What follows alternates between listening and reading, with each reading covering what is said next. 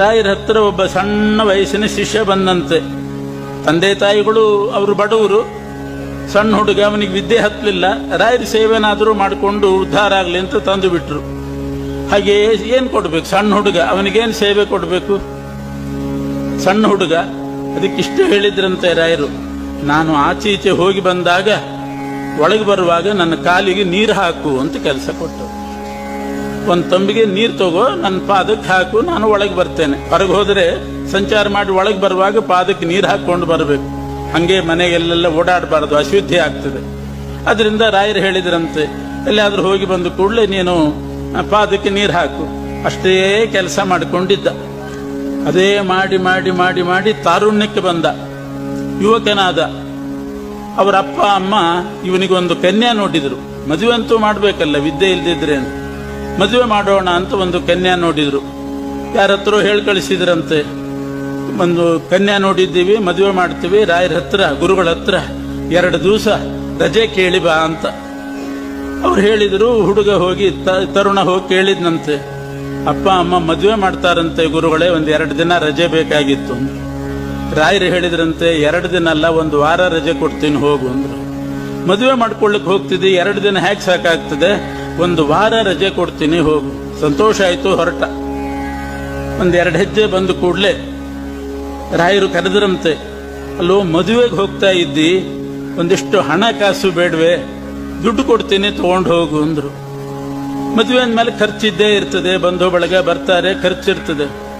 ಇಲ್ಲ, ನಮ್ಮ ಅಪ್ಪ ಅಮ್ಮ ಎಲ್ಲ ವ್ಯವಸ್ಥೆ ಮಾಡಿರ್ತಾರೆ ಅಂತ ಇವನು. ಇರ್ಲಿ, ನಿಂದೊಂದಿಷ್ಟು ಕೊಡ್ಬೇಕಲ್ಲ, ನಾನು ಕೊಡ್ತೇನೆ, ತಗೊಂಡು ಹೋಗು. ಸಣ್ಣ ವಯಸ್ಸಿನಲ್ಲಿ ಬಂದು ಸೇರ್ಕೊಂಡಿದ್ದಿ, ನಿನಗೇನು ಸಂಬಳ ಕೊಟ್ಟಿಲ್ಲ, ನಾನು ತಿಂಗಳ ಏನೂ ಕೊಟ್ಟಿದ್ದಿಲ್ಲಂತೆ ರಾಯರು. ಏನೇನೋ ಖರ್ಚು ಮಾಡ್ಕೋತಾನೆ ಅಂತ ಹಾಗೆ ಇಟ್ಕೊಂಡಿದ್ರು. ಅವನು ಮದುವೆಗೆ ಹೋಗುವಾಗ ಅಷ್ಟೂ ದಿವಸದ್ದು ಸೇರಿಸಿ ಅವನಿಗೊಂದು ಮೊತ್ತ ಕೊಡೋಣ ಅಂತ ಯೋಚನೆ ಮಾಡಿದ್ರು. ಹೇಳಿದ್ರು, ಇವನು ಬೇಡ ಅಂದ್ರೆ ಬೇಡ ಅಂತಾನೆ. ಗುರುಗಳೇ, ನಾನೇನು ಮಾಡಿ, ನಿಮ್ಮ ಪಾದಕ್ಕೆ ನೀರು ಹಾಕಿದ್ದೀನಿ. ಪಾದಕ್ಕೆ ನೀರು ಹಾಕೋರು ತಾವೇ ಕಾಣಿಕೆ ಕೊಡ್ತಾರೆ, ಪಾದ ಪೂಜೆ ಮಾಡಿದವರು. ನಿಮ್ಮ ಪಾದಕ್ಕೆ ನೀರು ಹಾಕಿ ನಾನು ಇಸ್ಕೊಂಡು ಹೋದ್ರೆ ಇದೇನು ನ್ಯಾಯ? ಪಾದ ಪೂಜೆ ಮಾಡ್ಲಿಕ್ಕೆ ಇಷ್ಟು ಅಂತ ನಿಗದಿ ಮಾಡಿರ್ತಾರೆ ಎಷ್ಟೋ ಕಡೆ, ಇಷ್ಟು ಕೊಟ್ರೆ ಪಾದ ಪೂಜೆ ಅಂತ. ನಾನು ನಿಮ್ಮ ಪಾದಕ್ಕೆ ನೀರು ಹಾಕಿದ್ದಕ್ಕೆ ನನಗೆ ದಿನಕ್ಕೆ 1 ತಂಬಿಗೆ ಹಾಕಿದ್ದೀನಿ, 1 ತಂಬಿಗೆಗೆ ಇಷ್ಟು ಅಂತ ನಾನು ಮಾಡಿದರೆ ಎಷ್ಟು ಅಂತ ಸಂಪಾದನೆ ಮಾಡಿ. ಬೇಡ ಗುರುಗಳೇ, ನಿಮ್ಮ ಪಾದಕ್ಕೆ ನೀರು ಹಾಕಿದ್ದಕ್ಕೆ ಸಂಬಳ ತಗೊಳ್ಳೆ ನಾನು ಅಂತ ಅವನು. ಇಲ್ವೋ, ನಾನು ಏನೂ ಕೊಡದೆ ಹೋದರೆ ಏನಂದಾರು ನನ್ನನ್ನು, ಏನಾದರೂ ಕೊಡ್ತೀನಿ ತಗೋ.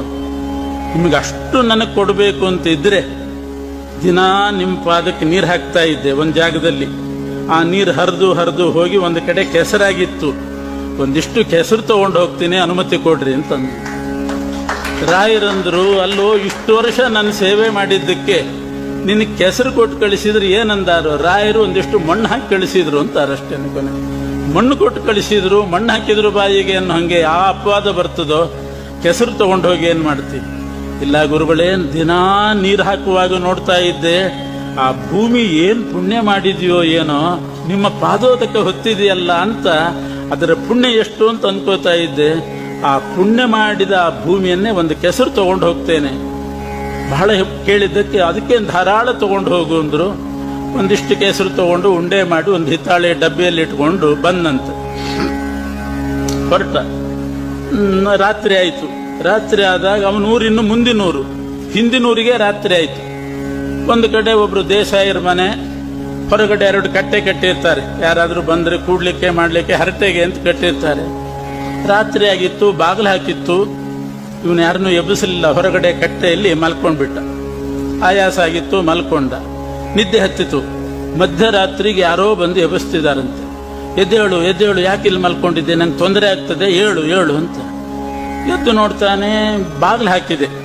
ಒಳಗಡೆ ದೇಸಾಯಿ ಬಂದಿಲ್ಲ. ಇದೆ, ನೀ ಎದ್ದು ಹೋಗು, ನಾ ಒಳಗೆ ಹೋಗಿ ಬಲಿ ತಗೋತೇನೆ ಅಂತ. ಇಷ್ಟು ಹೇಳಿದ ಕೂಡಲೇ ನನ್ನನ್ನೇ ಇಲ್ಲಿ ಬಲಿ ತಗೋತಾನೋ ಅಂತ ಇವನಿಗೆ ಗಾಬರಿ ಆಯ್ತು. ಆ ಚೀಲ ತಲೆಯಲ್ಲಿ ಇಟ್ಕೊಂಡು ಮಲ್ಕೊಂಡಿದ್ದ, ತಲೆ ಬುಡದಲ್ಲಿ. ಆ ಚೀಲ ತೆಗೆದ ಅವನ ಮೇಲೆ ಬಿಸಾಡ್ಬಿಟ್ಟ. ಏನೋ ಕಲ್ಗಿಲ್ಲಿದ್ರೆ ಅದನ್ನೇ ಹಾಕ್ತಿದ್ನೋ ಏನೋ. ಚೀಲ ಇತ್ತು, ಚೀಲ ಬಿಸಾಡಿದ ಕೂಡಲೇ ಅವನಿಗೆ ಬೆಂಕಿ ಹತ್ತಿತಾನೆ. ಆ ಜೀವನಿಗೆ ಬೆಂಕಿ ಹತ್ತಿತ್ತು. ವಿಲಿ ಒದ್ದಾಡ್ತಿದ್ದಾನೆ, ಕೂಕೋತಾ ಇದ್ದಾನೆ. ಒಳಗಡೆಯಿಂದ ಗಲಾಟೆಗೆ ಎಚ್ಚರಿಕೆಯಾಗಿ ದೇಸಾಯಿ ಎಲ್ಲರೂ ಬಂದ್ರು. ಬಂದ್ರೆ ಅವನು ಬೆಂಕಿ ಹತ್ತಿ ಒದ್ದಾಡ್ತಿದ್ದಾನೆ. ಇವನು ದೂರ ನಿಂತು ಬಿಟ್ಟಿದ್ದಾನೆ ಹುಡುಗ. ಕೊನೆ ಕೇಳಿದ್ರು ಅವ್ರು, ಯಾರೋ ನೀನು?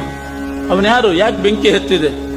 ನೀ ಯಾರು ಅಂದ್ಕೊಳ್ಳೆ, ನಾನು ರಾಘವೇಂದ್ರ ಸ್ವಾಮಿಗಳ ಶಿಷ್ಯ ಅನ್ನಂತ. ರಾಯರ ಶಿಷ್ಯ ನಾನು. ಇರ್ಲಿ, ಅವನಿಗೇನು ಮಾಡಿದಿ? ಏನೂ ಮಾಡಿಲ್ಲ. ಅವನು ನಾನು ಪಿಶಾಚಿ ಅಂತ ಹೇಳ್ಕೊಂಡ, ನಿಮ್ಮಗನ್ ಬಲಿ ತಗೊಳ್ಳಿಕ್ಕೆ ಬಂದಿದ್ದೀನಿ ಅಂದ. ಹೆದರಿಕೆ ಆಯ್ತು, ಚೀಲ ಬಿಸಾಡಿಬಿಟ್ಟೆ, ಅವನಿಗೆ ಬೆಂಕಿ ಹತ್ತಿತ್ತು ಅಂತ. ಆಗ ದೇಸಾಯಿ ಕೇಳಿದ್ನಂತೆ, ನಿನ್ ಚೀಲದಲ್ಲಿ ಬಾಂಬ್ ಇಟ್ಕೊಂಡಿದ್ದೀಯೇನೋ ಅಂತಂದ. ಚೀಲ ಬಿಸಾಡಿದ ಕೂಡಲೇ ಬೆಂಕಿ ಹತ್ತಬೇಕಾದ್ರೆ ಏನಾದ್ರೂ ಬಾಂಬ್ ಗಿಂಬ್ ಇಟ್ಕೊಂಡಿದ್ದೆ. ರಾಯರ ಶಿಷ್ಯ, ನನ್ನಲ್ಲಿ ಎಲ್ಲಿ ಬರ್ಬೇಕು ಬಾಂಬು ಅಂದ ಅವನು. ರಾಘವೇಂದ್ರ ಸ್ವಾಮಿಗಳ ಶಿಷ್ಯ, ಬಾಂಬ್ ಗಿಂಬ ಆ ವ್ಯವಹಾರವೇ ಇಲ್ಲ, ಮತ್ತೆ ಯಾಕೆ ಬೆಂಕಿ ಹತ್ತಿತ್ತು? ಜಪ್ತಿ ಮಾಡ್ರು ಅಂತಂದ ತನ್ನ ಶಿಷ್ಯರಿಗೆ. ಅವರೆಲ್ಲ ದೇಸಾಯಿ ಕಡೆಯವರು ಬಂದು ಚೀಲ ಜಪ್ತಿ ಮಾಡಿ, ಏನಿರ್ತದ ಚೀಲದಲ್ಲಿ? 2 ಮಡಿ ಪಂಚೆ, ಊಟಕ್ಕೊಂದು ಮಡಿ ಅಷ್ಟೇನೆ, ಇನ್ನೇನಿರ್ತದೆ? ರಾಯರ ಶಿಷ್ಯರು 2 ಮಡಿ ಪಂಚೆ, 1 ಮಡಿ ಸಿಕ್ತು. ಕೊನೆಗೆ ನೋಡಿದ್ರು ಒಂದು ಸಣ್ಣ ಹಿತ್ತಾಳಿ ಡಬ್ಬಿ. ಹೇಳಿದ್ರು, ದೇಸಾಯರೇ ಏನೋ ಡಬ್ಬಿ ಇದೆ ಇದರಲ್ಲಿ, ಏನಿದೆ ತೆಗೆದು ನೋಡಿ. ಏನೋ ಮಣ್ಣಿದೆ. ಕೇಳಿದ್ರು, ಏನೋ ಇದು ಡಬ್ಬಿ? ಇದ ನಮ್ಮ ಗುರುಗಳದ್ದು ಪಾದದ ಮೃತ್ತಿಕೆ ಅಂತಂದ. ನಮ್ಮ ಗುರುಗಳು ಪಾದ ಮೃತ್ತಿಕೆ. ಅದು ನಾನು ಮದುವೆಗೆ ಹೊರಟಿದ್ದೆ, ಏನಾದರೂ ಕೊಡ್ತೀನಿ ಅಂತ ಬಲವಂತ ಮಾಡಿದ್ರು. ಏನೂ ಬೇಡ, ನಿಮ್ಮ ಪಾದದ ಮೃತ್ತಿಕೆ ಕೊಡಿ ಅಂದೆ. ಆ ಮೃತ್ತಿಕೆ ತಗೊಂಡು ಬಂದಿದ್ದೀನಿ. ಆಗ ಅರ್ಥ ಆಯ್ತು, ರಾಘವೇಂದ್ರ ಸ್ವಾಮಿಗಳ ಪಾದದ ಮೃತ್ತಿಕೆಗೆ ಇಷ್ಟು ಮಹಿಮೆ ಇದೆ. ಆ ಮೃತ್ತಿಕೆ ಇರೋದು ಡಬ್ಬಿಯಲ್ಲಿ, ಆ ಡಬ್ಬಿ ಚೀಲದಲ್ಲಿ. ಅವನಿಗೆ ಆ ಚೀಲ ತಾಗಿದ್ದಷ್ಟೇನೆ, ಅಷ್ಟಕ್ಕೆ ಬೆಂಕಿ ಹತ್ತಿದೆ. ಇನ್ನು ಡಬ್ಬಿ ಗಿಬ್ಬಿ ತಾಗಿದ್ರೆ ಏನಾಗ್ತಿತ್ತು? ಆ ಚೀಲ ತಾಗಿದ್ದಕ್ಕೆ ಸ್ಪರಿಸಿದ್ದಕ್ಕೇನೆ ಆ ಬೆಂಕಿ ಹತ್ತಿಬಿಟ್ಟಿತ್ತು. ಆಗ ದೇಸಾಯಿಗೆ ಅರ್ಥ ಆಯ್ತು, ರಾಯರ ಪಾದದ ಮೃತ್ತಿಕೆಗೆ ಎಷ್ಟು ಮಹಿಮೆ ಇದೆ ಅಂತ. ಅವರ ಹಿಂದಿನವರು ವ್ಯಾಸರಾಜರು, ಅವರ ಮೃತ್ತಿಕೆಗೂ ಕೂಡ ಅದೇ ಮಹಿಮೆ. ಎನ್ಮೃತ್ತಿಕಾ ದರ್ಶನ ಮಾತ್ರ ಭೀತಃ. ಆ ಮೃತ್ತಿಕಾ ದರ್ಶನ ಮಾಡಿದ್ರೆ ಸಾಕಂತೆ, ಸ್ಪರ್ಶ ಬೇಡ, ದರ್ಶನ ಮಾಡಿದ್ರೆ ಸಾಕು. ಭೀತಃ ಕ್ವಚಿತ್ ಪಿಶಾಚ ತದನುವ್ರತೇಭ್ಯ. ಪಿಶಾಚಿ ಓಡಿ ಹೋಯ್ತಂತೆ ಅಂತ. ಆಮೇಲೆ ಆ ಪಿಶಾಚಿ ಸತ್ತೋಯ್ತು, ಮೃತ್ತಿಕಾ ಸ್ಪರ್ಶದಿಂದ ಸತ್ತೋಯ್ತು. ಆಮೇಲೆ ಆ ದೇಸಾಯಿ ರಾಯರ ಶಿಷ್ಯನ ಒಳಗೆ ಕರೆದ್ನಂತೆ. ಹೊರಗ್ಯಾಕೆ ಮಲ್ಕೊಂಡಿದ್ಯೋ, ಇವತ್ತು ನನ್ನ ಮಗ ಉಳಿದ, ಬಾ ಒಳಗೆ ಬಾ ಅಂತ ಒಳಗಡೆ ಕರೆಸಿ ಒಳಗಡೆ ಮಲಗಿಸ್ಕೊಂಡ. ಮರುದಿವಸ ಅವನು ಹೋಗುವಾಗ 10,000 ರೂಪಾಯಿ ಕೊಟ್ಟು ಕಳಿಸಿದ್ನಂತೆ. ಇವನು ಅನ್ಕೊಂಡ, ನಾನು ಗುರುಗಳು ಕೊಡ್ತೀನಿ ಅಂದಾಗ ಹಣ ಕೊಡ್ರಿ ಅಂದ್ರೆ ಒಂದು 500 ರೂಪಾಯಿ ಕೊಡ್ತಿದ್ರು ಏನೋ. ಈ ಮೃತ್ತಿಕೆ ಕೇಳಿದ್ದಕ್ಕೆ 10,000 ರೂಪಾಯಿ ಸಿಕ್ತು ಅಂತ ಅವನು ಅಂದ್ಕೊಂಡ. ಇಲ್ದಿದ್ರೆ ಗುರುಗಳು ಅಷ್ಟೇ ಕೊಡ್ತಿದ್ರು ಪಾಪ, ಅದಕ್ಕೆ ಬೇಡ ಇನ್ನೊಂದು ಸ್ವಲ್ಪ ಜಾಸ್ತಿ. ಆಗಿನ ಕಾಲಕ್ಕೆ ಅದಕ್ಕೆ ಬೆಲೆ ಇದೆ ಅಂತ ಇಟ್ಕೊಳ್ಳಿ. ಅವನು 10,000 ಕೊಟ್ಟು